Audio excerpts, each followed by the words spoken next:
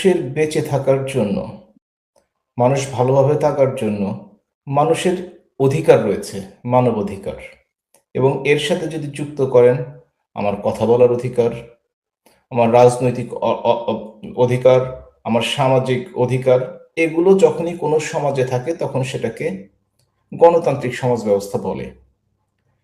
বাংলাদেশে এই বিগত 18 মাস অন্তর্বর্তীকালীন সরকারের সময় কিংবা ধারাবাহিকতায় বর্তমান সরকার বাংলাদেশের মানুষের গণতন্ত্র হরণ করেছে।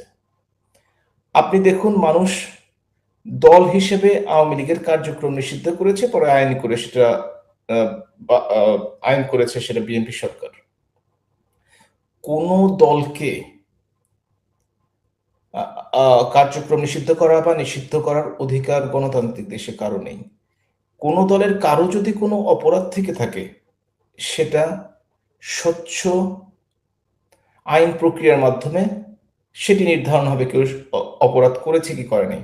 কিন্তু যে দলটির কোটি কোটি সমর্থক, যে দলটির সমর্থকরা তাদের পছন্দের মানুষকে বেছে নিতে চায় যাদের জনপ্রতিনিধি হবে, এইটা থেকে কাউকে বঞ্চিত করার অধিকার কোনো গণতান্ত্রিক দেশে নেই। বাংলাদেশে একটি অগণতান্ত্রিক, একটি জুলুম বা শাসকরা দেশকে শাসন করছে এই মুহূর্তে। আওয়ামী লীগের মতো একটি বড় দলকে নির্বাচনে অংশগ্রহণ করতে না দিয়ে তারা যেন তেন একটা নির্বাচন করে নিজেদের মধ্যে করেই তারা সংসদ গঠিত হয়েছে। তারা নির্বাচন নিয়ে শান্তিপূর্ণ হয়েছে, নির্বাচন প্রতিদ্বন্দ্বিপূর্ণ হয়েছে এটা বলা যাবে না, কারণ প্রধান প্রতিদ্বন্দ্বী জয়েন করতে পারেনি। দ্বিতীয়ত, বাংলাদেশের সর্ববৃহৎ দলের 45 থেকে 50% মানুষ যারা ভোটের অধিকার হারিয়েছে পছন্দের তাদের জনপ্রতি নির্ধারণের জন্য। সুতরাং এটাকে কখনোই গ্রহণযোগ্য নির্বাচন বলা চলে না। সেই হিসেবে আপনি যে বলছেন আজকে সেনাবাহিনী নামানো, এই কারণে কথাগুলো বললাম যে অনেকেই বলে বাংলাদেশ আওয়ামী লীগের অস্তিত্ব বাংলাদেশে নেই, বাংলাদেশ আওয়ামী লীগকে খুঁজে পাওয়া যাবে না। এটা যদি অন্য দল, বড় দলের ক্ষেত্রে হতো আমি একই কথাই বলতাম, যেহেতু এটা বাংলাদেশের ক্ষেত্রে, বাংলাদেশ আওয়ামী লীগের ক্ষেত্রে সত্য, সেই জন্য এই কথাটি বলছি।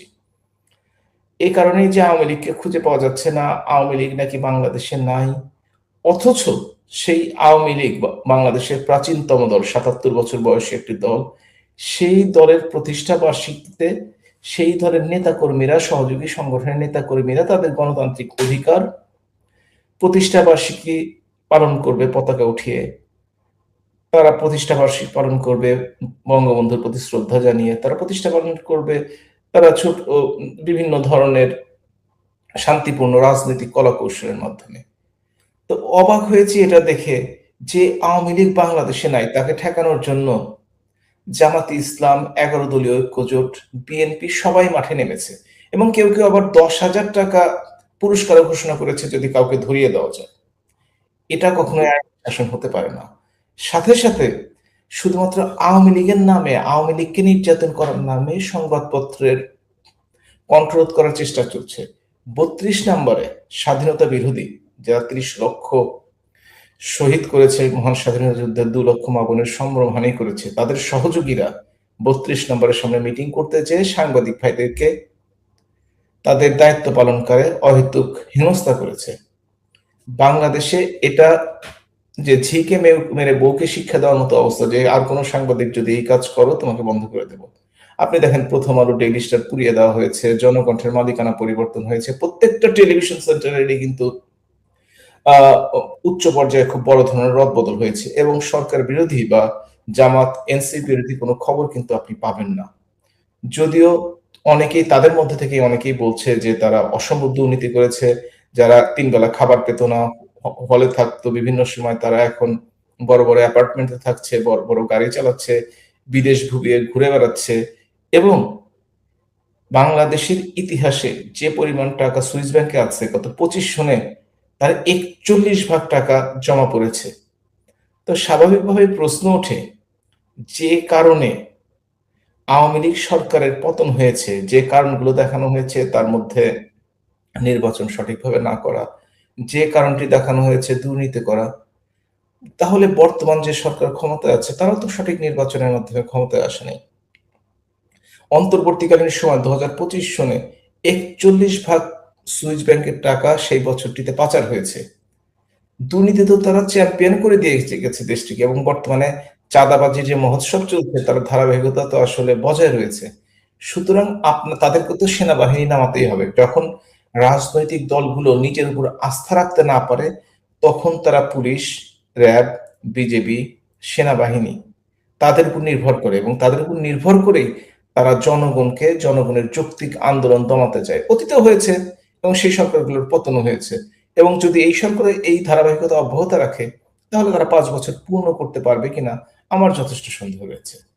এখন আপনাকে চিন্তা করতে হবে যে সেনাবাহিনী যারা পেশাদার দেশ রক্ষার জন্য যারা নিয়োজিত, যারা আমাদেরকে বিদেশে যেয়ে সুনাম অর্জন করছে, বৈদেশিক মুদ্রা অর্জন করছে, বিভিন্ন দেশের আইন আইন শৃঙ্খলা দেশকে শান্তিপূর্ণ রাখার জন্য। সেই পেশাদার সেনাবাহিনীকে প্রায় ২২ মাসের মতো তাদেরকে বিভিন্ন অঞ্চলে রেখে দেওয়া হয়েছে বাংলাদেশে। এবং তাদেরকে যদিও এ মাসের ৬ তারিখ থেকেই ব্যারাকে ফিরিয়ে আনার কথা ছিল ৩০ তারিখের মধ্যে।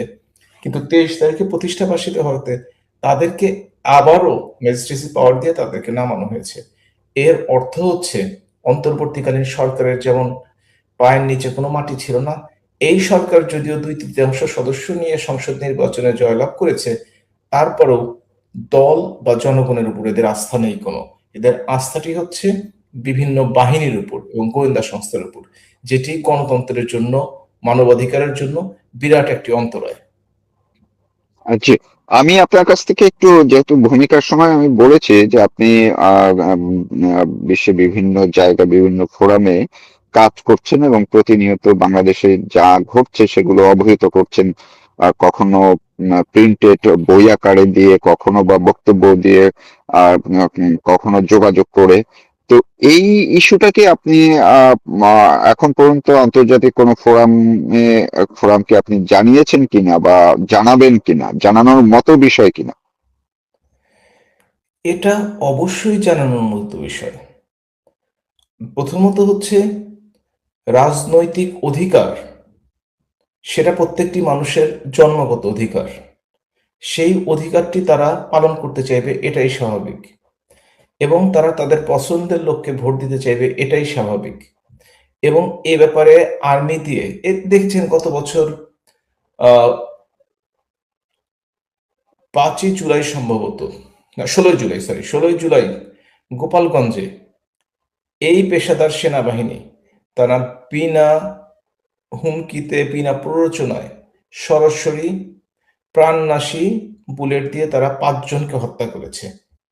এই এনসিবির নেতাদেরকে রক্ষা করতে যেয়ে, যারা বঙ্গবন্ধুর তীর্থভূমি ভাঙতে গিয়েছিল, যারা গোপালগঞ্জের বিভিন্ন স্থাপনা ভাঙতে গিয়েছিল, গোপালগঞ্জ দখল করতে গিয়েছিল, কিন্তু গোপালগঞ্জের মানুষের প্রতিরোধের মুখে তাদেরকে অবশ্যই ওই আর্মির ভ্যানে করে তাদেরকে এলাকা ছাড়তে হয়েছে, পুলিশ প্রহরায়, আর্মির প্রহরায়। তারা যে একটা মবের রাজত্ব চালাতো, এই মবে যদি সহায়তা করে, যেমন সেনাবাহিনীর কথা আপনি বলছেন, বাংলাদেশে গত ৫ই ফেব্রুয়ারি ২০২৫ বঙ্গবন্ধু ভবন ৩২ নম্বর ভাঙা হয় সেনাবাহিনীর উপস্থিতিতে, পুলিশের উপস্থিতিতে। তারা এই মবকে নিয়ন্ত্রণ করতে চায়নি। বাংলাদেশে ধর্মীয় জঙ্গিবাদের যে উত্থান ঘটেছে, হামাস, আল কায়দা, আনসারুল্লাহ বাংলা টিম সহ হিজবুত তাহরির, এরা কিন্তু প্রকাশ্যে পতাকা নিয়ে গতকাল, আজকেও বিভিন্ন জায়গায় উড়িয়েছে। ব্রিজ ভরে দিয়েছে, একটি ব্রিজ ভরেই দিয়েছে নারায়ণগঞ্জের পতাকা দিয়ে। বাংলাদেশ একটি গণতান্ত্রিক, ধর্মনিরপেক্ষ, প্রোগ্রেসিভ দেশ। এই দেশটিতে সবাই সকলের ধর্ম পালন করবে।